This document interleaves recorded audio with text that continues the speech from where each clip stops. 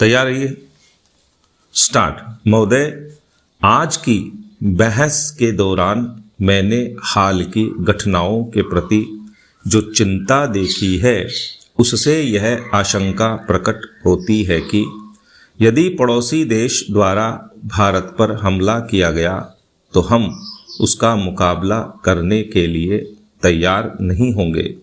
सीमा पर हाल में हुई घटनाओं की संख्या और खासकर एक बड़े मुल्क द्वारा दी जा रही सैनिक सहायता को देखते हुए निसंदेह यह आशंका सही लगती है।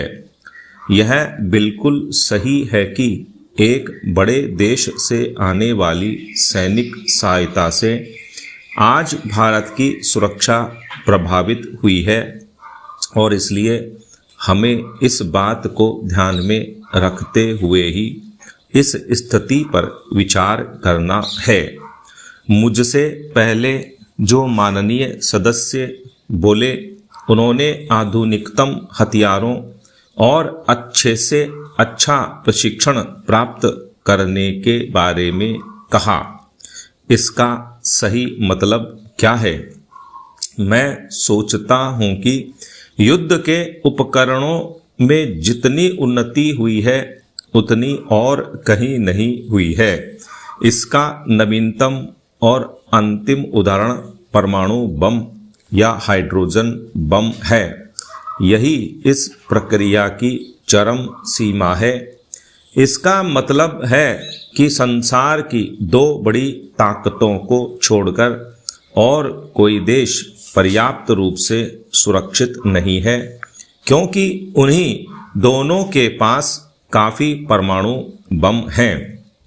तब किसी देश की समुचित सुरक्षा की जांच कैसे की जाए?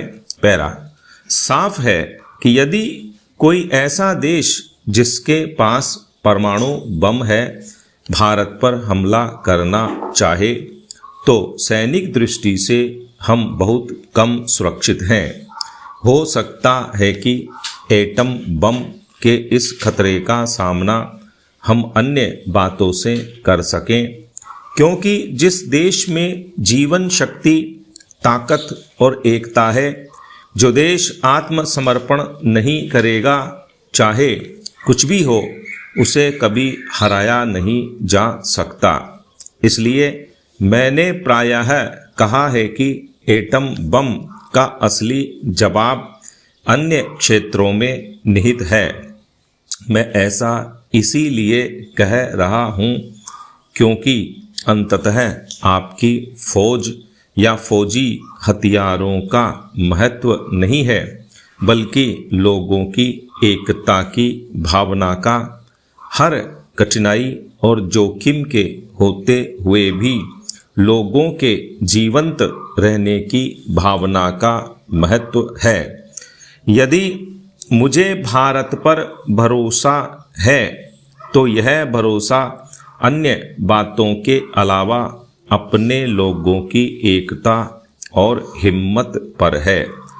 यदि यही कमज़ोर है तो फिर चाहे कितने ही टैंक या हवाई जहाज झोंक दें, कोई फर्क नहीं पड़ेगा।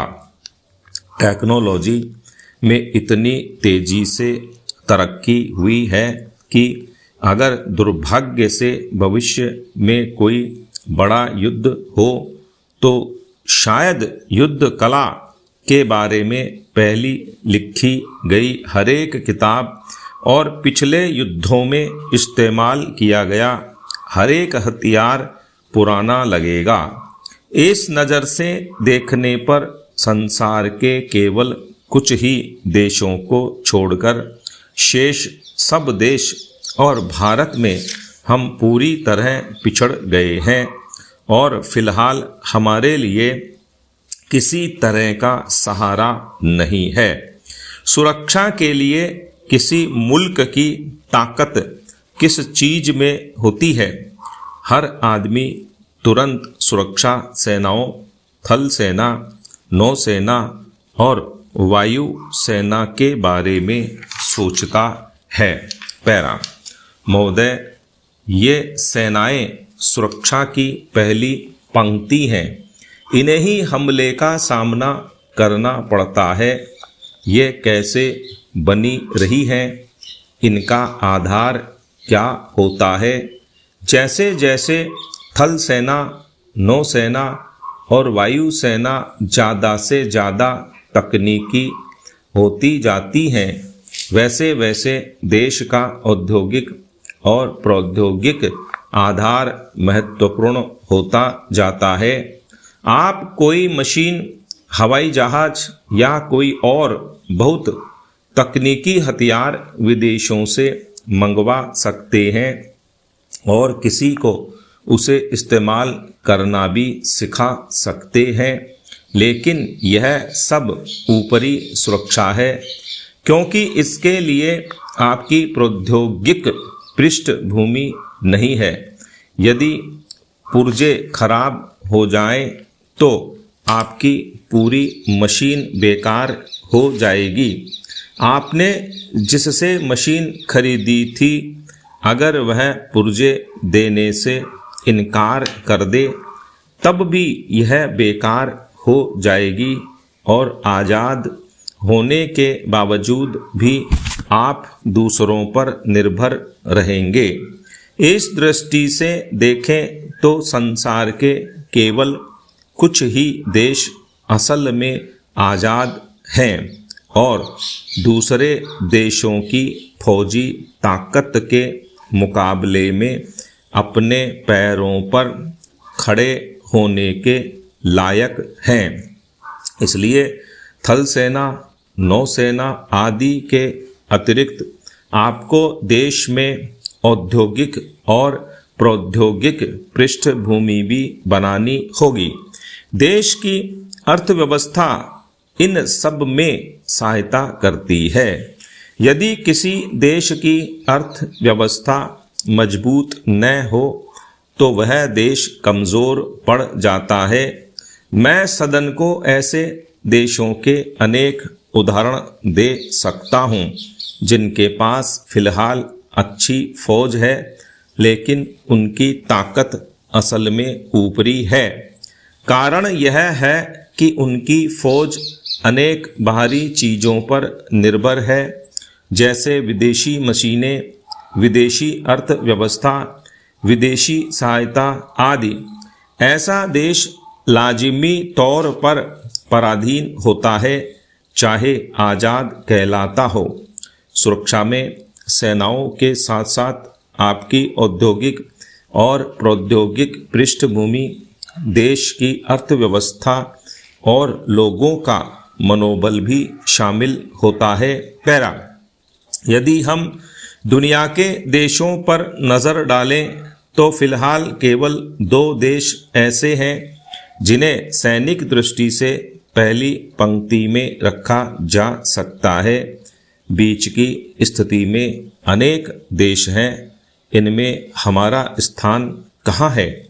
हम टेक्नोलॉजी और उद्योग के क्षेत्र में पिछड़े हुए हैं, फिर भी जापान को छोड़कर एशिया के किसी भी देश के मुकाबले हमारे देश में उद्योग अधिक हैं।